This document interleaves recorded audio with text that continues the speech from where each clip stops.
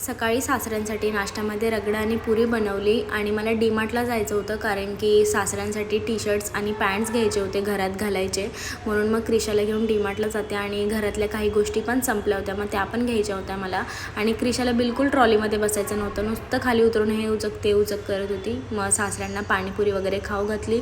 दुसऱ्या दिवशी रामनवमी होती आणि क्रिशाला कन्यापूजनसाठी बोलवलेलं, मग तिला तिकडे घेऊन गेले. संध्याकाळी ना माझं गॅस खराब झालेला, म्हणून मग विजय सेल्सला आम्ही निघालो आणि मग तिकडे पोचलो. आणि मग क्रिशाची आणि मिरवांची तिथे पण मस्ती काही शांत नव्हती, खूप मस्ती करत होते दोघं. आणि मग मी शेगडी पसंत करत होते आणि मग एक पसंत केली आणि मग ती घेतली आणि मग हे दोघं इतकी मस्ती करत होते ना. मग बिल वगैरे केलं आणि मग तिकडून निघालो. मग तिथेच बाजूला हे माझं कॉलेज आहे, जेव्हा मी 11वीला याच कॉलेजमध्ये होते, डोंबिवलीला पेंढारकर कॉलेजमध्ये. मग तिकडे इतके सारे स्टॉल्स होते ना खायचे. मग आम्ही मोमोज, पाणीपुरी, सोया चाट वगैरे भरपूर अशा काही गोष्टी खाल्ल्या. मग घरी आलो. तर असा होता आजचा दिवस. बाय.